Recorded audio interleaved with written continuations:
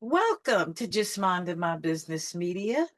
And today I am excited to bring to you Nancy Griffin, who is a connector and influencer. She attributes her success to personal courage, determination, and joy when focusing on women's health and wellness, which led her to establishing her company, Women, Worth, and Wellness. Wow. Nancy, welcome. Thank you, Ida. I'm delighted to be here. I'm delighted to have you. So tell us what Women, Worth, and Wellness is all about. Okay, it's all about women's health and wealth, net worth and self worth, philanthropy and legacy planning. So it's a very holistic brand that has us coming into that brand wherever we're at. I was a wealth advisor. And as I worked with my clients, mostly women, I found that they had a disproportionate amount of responsibility looking after their families' health and wellness. It's like every mom is expected to be a nurse practitioner. True. So that's when I started to focus on health before we got into wealth. And what I did was I partnered with a lot of not-for-profit health-related organizations that focused on women's health. And I would host different events. For example, in Toronto, we have a fabulous hospital called Women's College Hospital, over 100 years old. Of course, everything they do is directed towards women's health and wellness. And when I would host these events, I would charge my clients and their friends a nominal amount, 25 or $50. So they would start to see that as a deduction from their tax return, which shows how it enhances your bottom line and your net worth by sharing and giving. And of course, we know once you're in a situation where you can give or you can share, more often than not, the person who receives the most is the person who's given the gift. So that enhances your self-worth. And I established it in 1994, so this year it's 31 years old. And now women are earning more than they've ever earned before. But more importantly, they're starting to inherit. So they're stewarding incredible amounts of wealth. And that's where the whole philanthropy and legacy planning comes into play. Yes. Wow. That's so important. So let's talk a little bit about the wellness side because one of the, like you said, we are nurse practitioners. We have so many hats that we wear as women, but for some reason we don't always apply that to ourselves. Right. So what are some of the things that you encourage women to do to take care of their health? Well, number one, realize that you're the number one asset. And we know that when we fly, they tell us to put the oxygen on ourselves first. But what I say is, okay, put the oxygen on yourself first, but now what? Like now you're in a position of strength. So now you're able to help others and give back. I emphasize consistently that women need to realize that they are the number one asset. Never apologize, be selfish, look after yourself. Every morning when you wake up, you just say, okay, what are my priorities today to look after me first? And then we go on from there. Often women don't feel they're worthy. They don't feel that they've got the right to be selfish. And I just say, forget it. You've got every right to look after yourself so you can be the best that you can be. You're so right because the way I see it, health is wealth. Correct. And you definitely coined it in what you're doing. And, first thing in the morning, it's all about meditation because the mind, body, and soul is connected.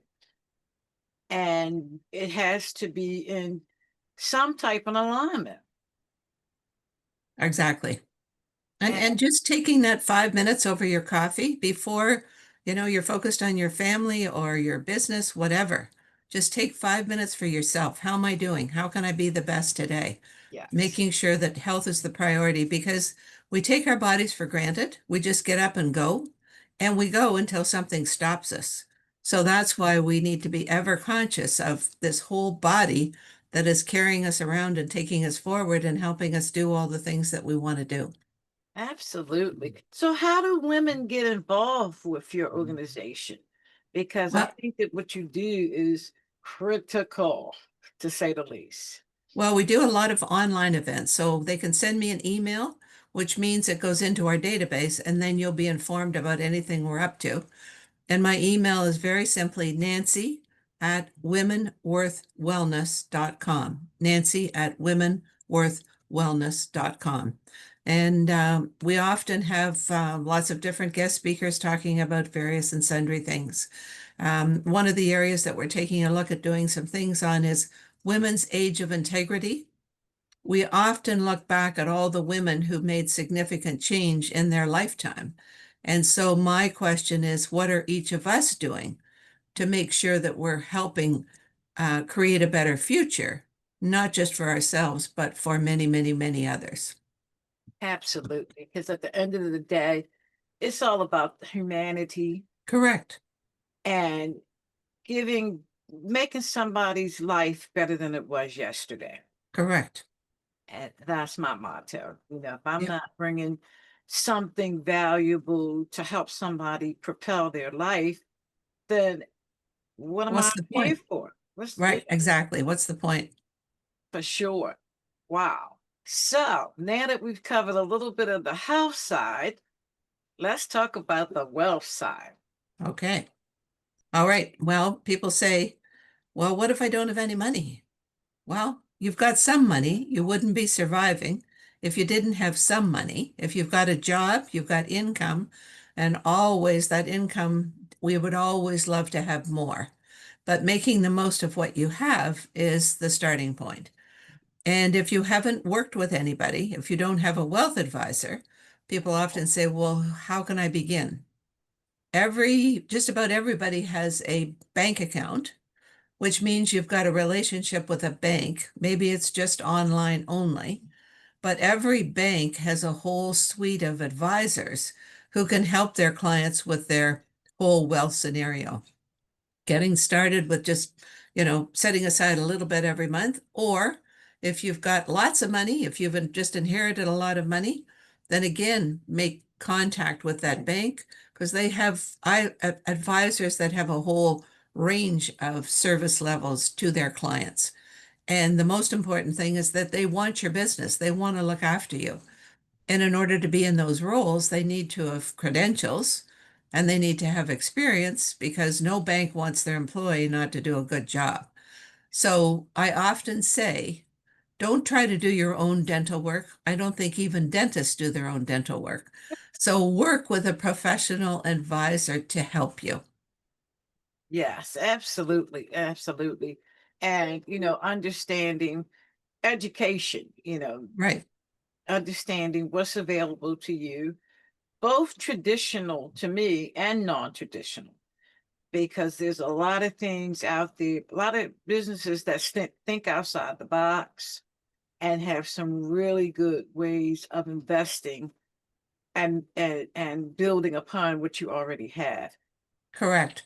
And don't, I mean, it's going back to you have every right to ask whatever questions you need answers to. And often women don't ask questions because in asking the question, it shows what you don't know. Well, so what? That's why you're asking a question and expect that person to answer your question. And if they don't treat you with respect, if they give you a, well, that's very simple, something like that, you're not working with the right person. You want to work with somebody who, excuse me, who will answer your questions and who will treat you with respect. Absolutely, absolutely. And I mean, to me, asking questions means you just need to know, Correct. period. There's Right. no wrong No, question. no. And the more questions you ask, the more you learn. The more you learn, the more questions you have. So get right in the middle of it and just know you've got a right to sit at the table and ask those questions and expect them to answer them suitably. Absolutely, absolutely. So in your organization, in terms of the wealth side, what kind of things do you do with the women to advocate this type of mindset that we're talking about? Okay, well, when I had my practice with clients, Now I don't have clients anymore. I just have my Women Worth and Wellness doing various events online and in person. But just building on what we just said is you've got every right to build a wealth scenario that is going to enhance your current living today. But more importantly, equally important, is as you go forward. The best time to make the future better for you is to start today. And I really emphasize that when you're working with a wealth advisor, make sure that in your overall financial plan that they will put together for you, they have anticipated health-related challenges and have built that into the plan. People say, well, in case something would happen. Well, you know what? Something will happen, and you never want it to be the day after when you knew you should have done something about it. A critical illness can happen, a disability, a premature death, all those sorts of things a wealth advisor will talk to you about and say, okay, what if this happens? How are we going to look after that? Yes, absolutely. And then even after that conversation, because what happens once you start getting into the nit and gritty of everything, more questions come up. Correct. Yep.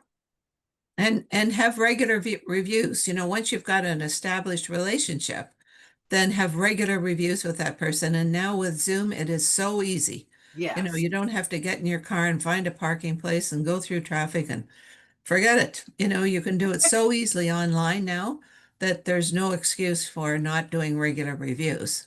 true, very true. And be okay with that because Right. that's empowering It to be is. able to, manage your money. And it's just empowering, period. And Exactly. it hasn't been so long ago where women didn't have that right. Right. No, I know, awful. Women didn't work, they didn't have their own money, and they didn't have the power to move forward with this sort of an opportunity. You were just at somebody else's mercy, but Yeah, no more, no more. And even if you're in a relationship with a partner, well, the partner still wants to do most of the work.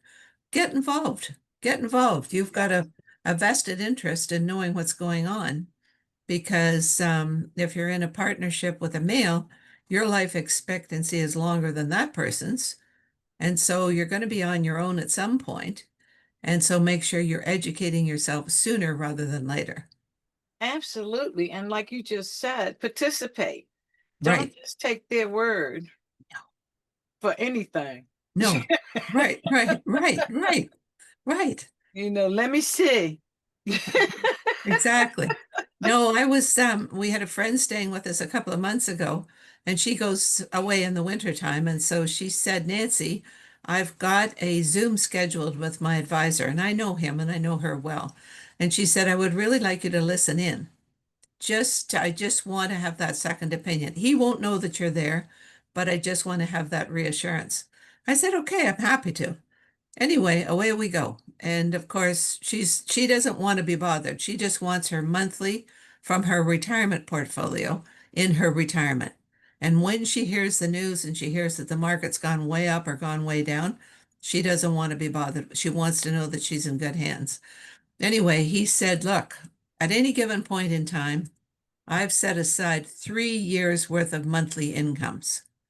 So in other words, you don't have to worry about anything for 3 years. And that's on an ongoing basis. Every month he makes sure that it's 3 years from that month. And then he starts to talk to her about we have retirement portfolios and then we have simple investment portfolios outside your 401k or whatever.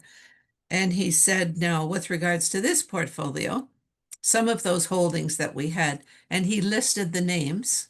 I'm going to take some profits because they've exceeded our benchmark pricing that we'd set in place.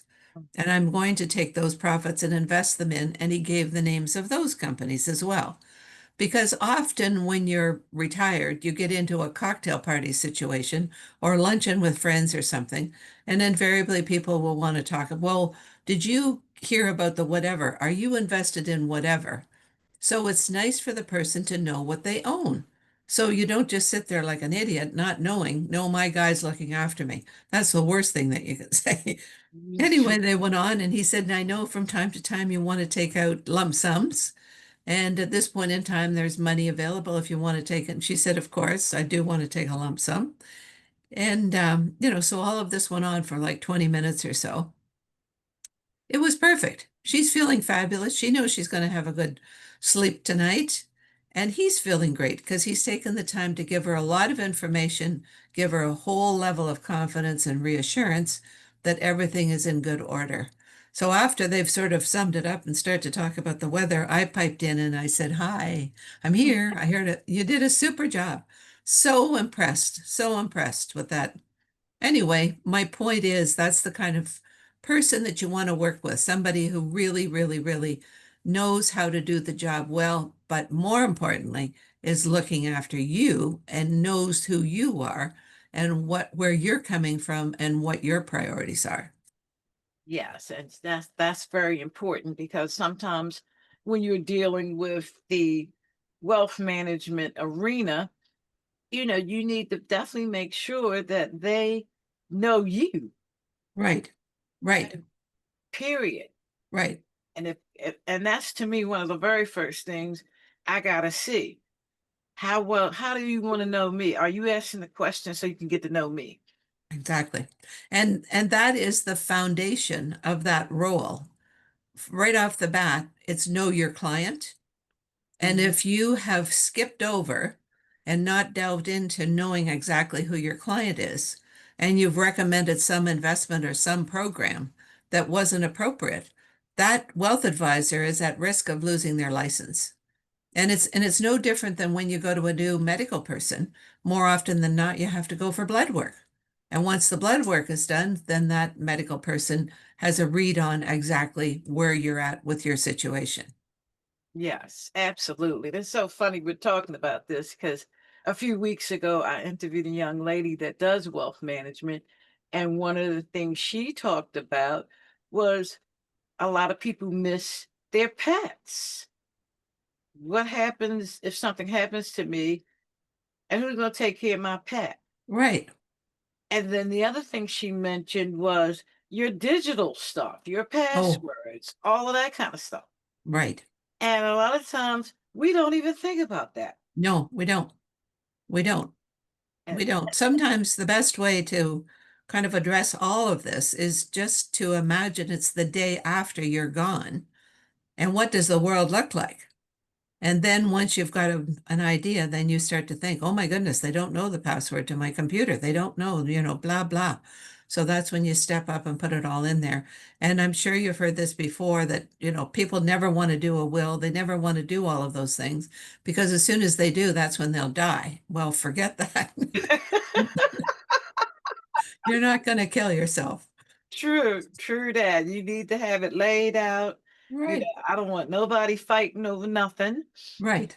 I want it laid out and looked at periodically so Right. that I know that we still on the same page. Life hasn't changed for me, because things change. Once you do it the first time, like you talked about, we got to stay in review Correct. Yep. because things change. Exactly. And some people, I know some people, we talked about some people because they have children, it's not always an automatic. No, no, no. It isn't. But that's why having a really, really positive relationship, both with your wealth and with your health. Yes. Yes, absolutely. I always say your health is your wealth. Oh, it definitely is. If you don't have your health, you're not going anywhere anytime soon because you've True. got to spend your time now to focus on getting well. And if it's really severe, sometimes you've got to spend your wealth to get well. Yes, And so anticipate worst case scenarios and make sure that you've got everything in order and hopefully nothing ever does happen. absolutely. Absolutely. Well, Nancy, I am so glad we had this conversation. And, it's like lately the universe have been bringing me people like you that are making us more aware and look at, our health. our financial wealth, you know, and making us pay attention to the things that we need to be paying attention to. To right, to be the best that we can be. And Absolutely. and we're the ones that need to make that happen and know that you have every right to be selfish because you're worthy of looking after yourself to the very best you possibly can. Yes, and to the very end. Correct. Exactly. Well, great Nancy, to chat. I had a great to chat and keep up all your great work. thank So, you. so, so important. But again, how do people connect with you, Nancy? Just do Nancy at womenworthwellness.com and you'll go into our database. So then you'll hear whatever we're up to. We're on all the social media. And when I get your podcast, we'll push it out on all our social media. And, we just keep on getting better, better, better and Yeah, living our lives to the very best of our ability. absolutely. That's all we can do is be better than we were yesterday. Correct. And be thankful we're here. Absolutely. Well, I Mhm. appreciate you taking time out today, Nancy, to join us today with all of your wisdom. And audience, we know you're going to take so many nuggets from this. I know I am and have. And thank you as well. You're welcome. Have a great day. Thanks, You too, Ida. my dear. Bye for now. Bye.